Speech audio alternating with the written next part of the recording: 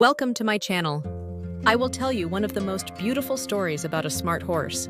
In a forgotten valley among the northern mountains, where the wind plays its melodies on the oak branches, Saif was born under a sky torn by lightning. His mother, a purebred mare, collapsed after giving birth, leaving him alone in a harsh world.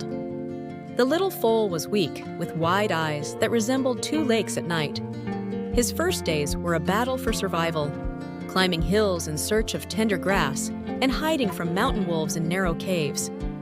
But his instincts and sharp intelligence saved him time and again. He learned from nature, watching squirrels hide food in crevices and imitating partridges in discovering water sources.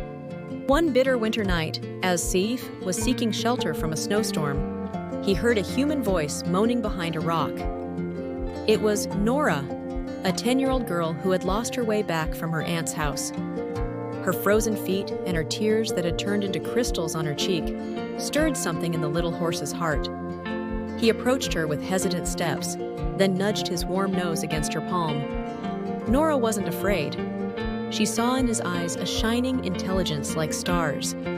She threw him a blanket she was carrying and said, "It's as if you've been sent to me by an angel."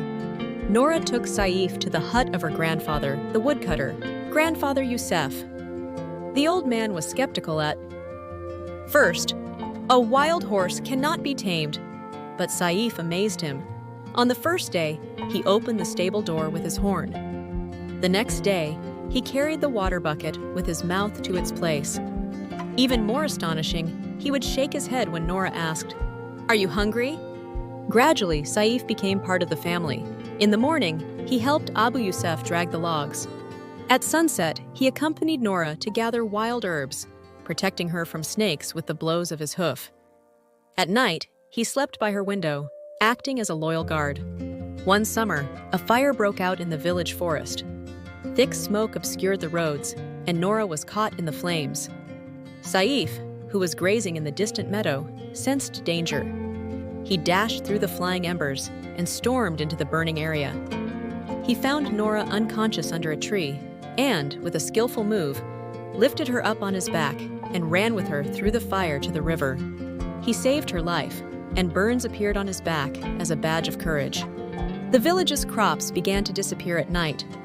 The villagers accused Grandfather Youssef because horse hooves were found near the fields. But Saif uncovered the truth.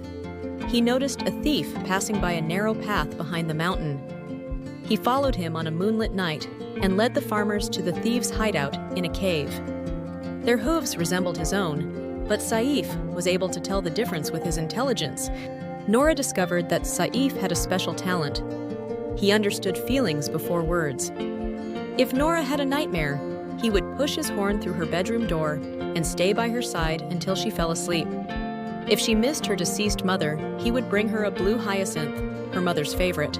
When Abu Yusuf fell ill, he stood by his head for 3 days, blowing warm air on his hands. The villagers called him the horse genie, but Nora learned the secret. His heart is bigger than all the magic in the world. Nora grew up to become a doctor, and Saif became a dazzling gray stallion. Despite purchasing faster horses, Nora only rested on his back. On her wedding day, Saif walked in the procession, adorned with jasmine. And when the groom was about to kiss the bride, Saif gently nudged him with his head, as if to say, "Don't hurt my friend." When Nora gave birth to her daughter, Yasmina, Saif was her primary guardian. He rocked the cradle with his tail and wiped her tears with his nose. On her first day at school, the little girl walked happily, holding his tail as a guide. Years passed, and Saif grew tired. He no longer ran as fast as before, but his eyes never lost their sparkle. One autumn day, he lay down under the oak tree where he had first met Nora. She came to him holding his red apple, but he refused to eat it. He laid his head on her lap, his breathing slowing.